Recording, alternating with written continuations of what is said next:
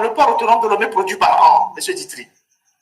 Alors, le port autonome, d'après les rapports du CNUSED, c'est une commission de l'ONU, nous dit que, voilà, en 2012, le port générait 350 milliards de francs CFA par an, en 2012. Et dans les 2020, ils ont refait une autre analyse 2020-2023. Ils ont remarqué que le port générait plus de 1300 milliards de francs CFA de revenus chaque année, le port autonome de Lomé. 1300 et quelques milliards de revenus chaque année. Selon une analyse de la CNUSED. Et voilà. cet argent part où? Alors, ce qui est bizarre, c'est que dans les rapports de la Cour des comptes, l'État ne capte que à peine 1 milliard de dividendes sur les activités du port autonome de Lomé. C'est-à-dire sur les 1300 et quelques milliards que rapporte le port selon ce rapport de la CNUSED, il n'y a que 1 milliard qui soit versé au trésor. Voilà, exactement. Dans les recettes... Les 1300 milliards, disons que les 1300 milliards disparaissent. On ne sait pas où ça passe. Bonjour chers abonnés. Le Togo traverse une période critique, crise politique, tension sociale, et maintenant un audit redouté du FMI et de la Banque mondiale. Dans son direct, Ferdinand Haïté a dévoilé des détails alarmants et scandaleux sur la situation économique du pays. Le Togo est-il au bord de la faillite? Quels impacts pour le peuple déjà en souffrance? Suivez cette analyse sans détour. Suivez plutôt. Abonnez-vous, pour nous encourager à vous proposer des contenus toujours de qualité. Le Togo est aujourd'hui dans une zone de risque élevé de surendettement. En matière concernant sa dette globale, c'est-à-dire que le Togo est dans une zone où il se peut que dans peu de temps, nous ne soyons plus capables de pouvoir rembourser nos dettes. On prend tout cela, nous sommes déjà à plus de 4500 milliards. Alors, à quoi sert la dette que l'État togolais emprunte? Est-ce qu'elle sert à investir dans les infrastructures? Est-ce qu'elle sert à financer les salaires? À quoi ça sert effectivement cette dette-là? Exactement. Alors, c'est une très bonne question et j'avais prévu donc un graphique pour vous montrer clairement. On fait appel à la technique pour nous passer les graphiques. En gros, ce qu'ils utilisent la dette pour faire. Donc là, sur l'axe 3, on peut dire que ils avaient prévu de moderniser le pays et de renforcer les structures.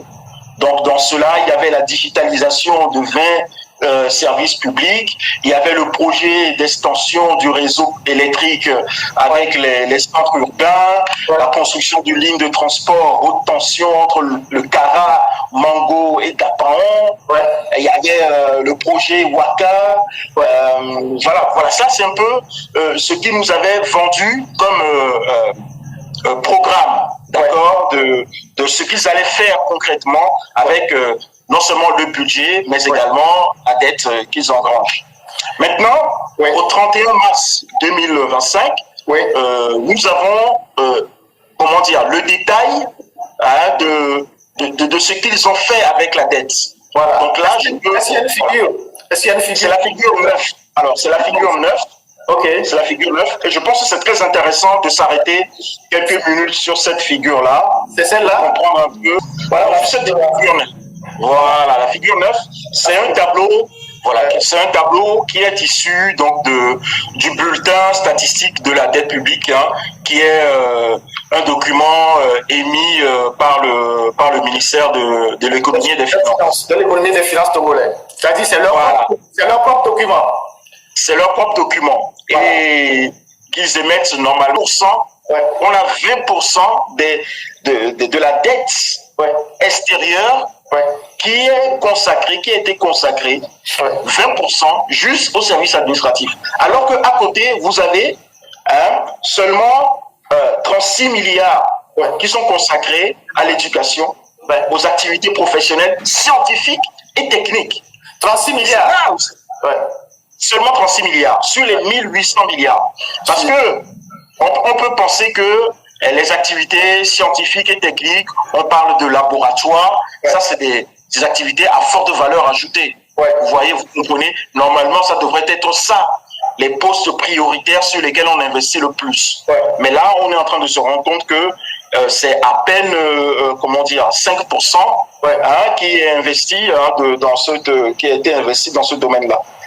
Pire, on peut aller voir le service de la construction, des infrastructures et transports. Ouais. On se rend compte que sur les 1800 milliards de dettes intérieures, on n'a mis que 415 milliards pour des infrastructures et des transports. C'est-à-dire les routes et tout ça? Les routes, voilà, les routes, tout ce qui a trait au transport, tout ce qui a trait... Tous les chantiers qui sont abandonnés, qu'on voit là, qui sont abandonnés,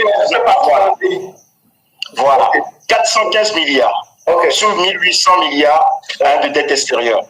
Pire encore, nous savons que nous avons au Togo beaucoup de problèmes d'eau, d'assainissement, de gestion de déchets notamment.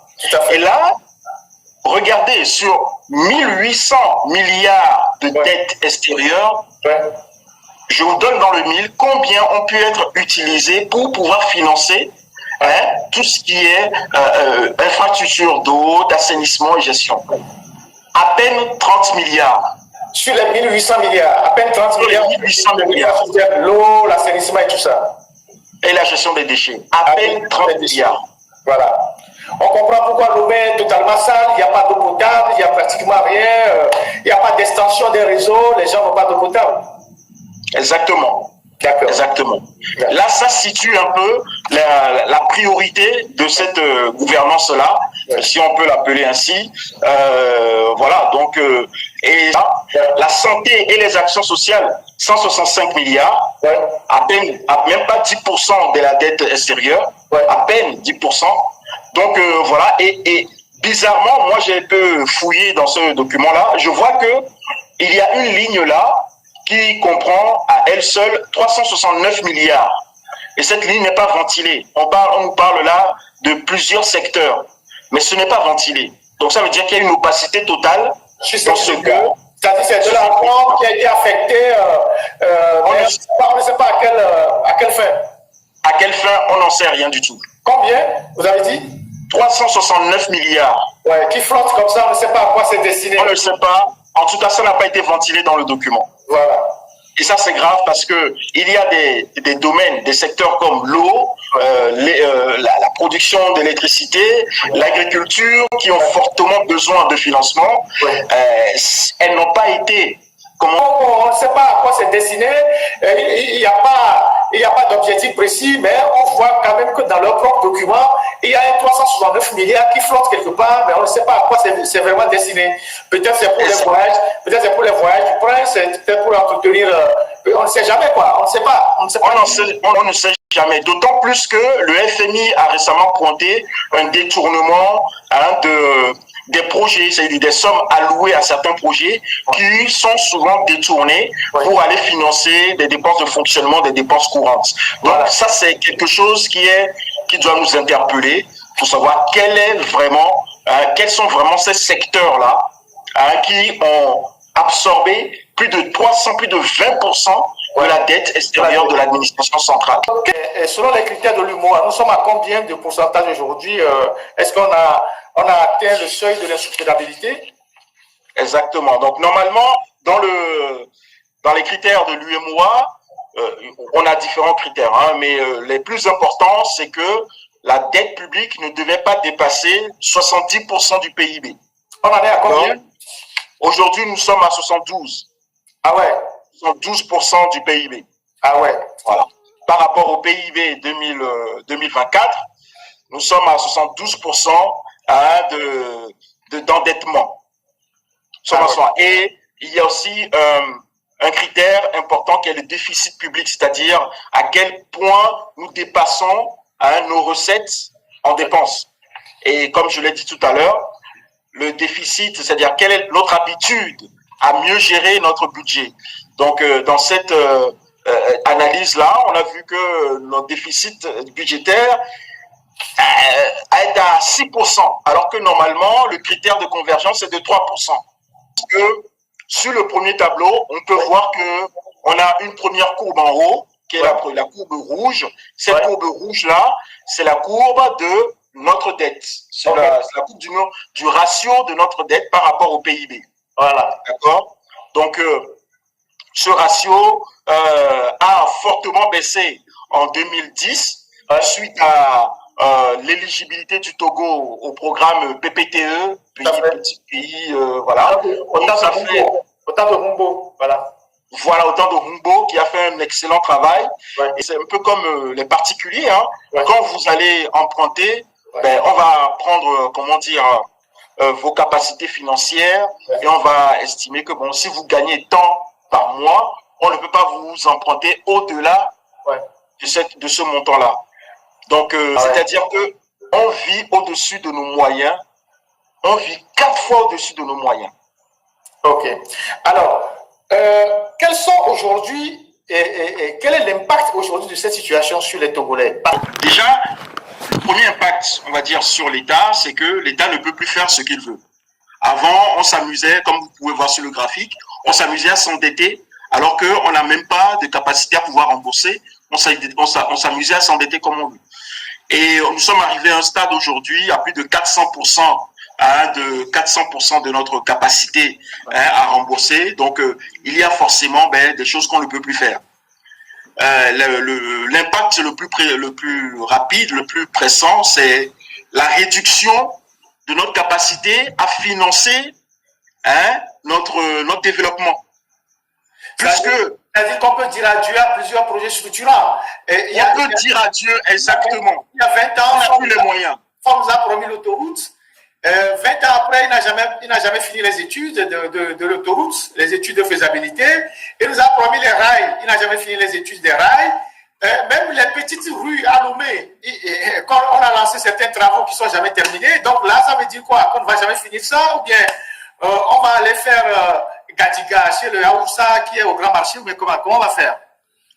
En tout cas, dans l'état actuel des choses, on ne peut rien faire. On ne peut plus se hasarder dans des grands projets faramineux. Ça, c'est une certitude. Bientôt, on aura l'augmentation des prix de l'électricité, éventuellement de l'eau et la privatisation de l'UTB. Est-ce que le Togo, qui est un pays souverain, qui a les phosphates, qui a le clinker, qui a le marbre, qui a le fer, qui a le manganèse, qui a un port à eau profond, le Togo ne peut pas lui-même trouver 36 milliards? Le Togo est obligé d'aller chercher 36 milliards auprès des FMI et accepter les conditions drastiques du FMI. Combien le port autonome de Lomé produit par an, M. Ditry? Alors, le port autonome, d'après les rapports du CNUSED, c'est une commission de l'ONU, nous dit que, voilà, en 2012, le port générait 350 milliards de francs CFA par an, en 2012. Et dans les 2020, ils ont refait une autre analyse 2020-2023.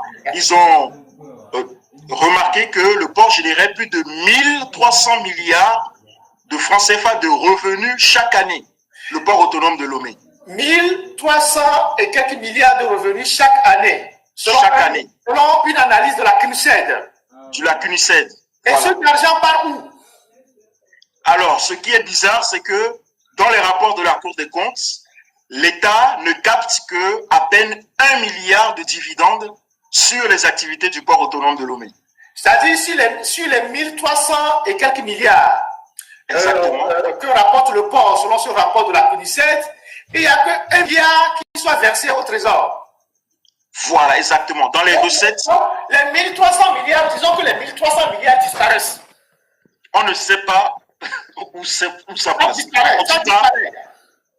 En tout cas, on n'a pas de traçabilité, on n'a pas de ventilation claire de comment sont dit. D'ailleurs, le port autonome de Lomé, qui est une entité publique, nous avons découvert dans des rapports de la Cour des comptes que cette entité n'avait pas de logiciel comptable jusqu'à il y a 10 ans. Ouais, c'est-à-dire le port autonome de Lomé, il y a 10 ans, il n'y avait pas de logiciel de comptabilité.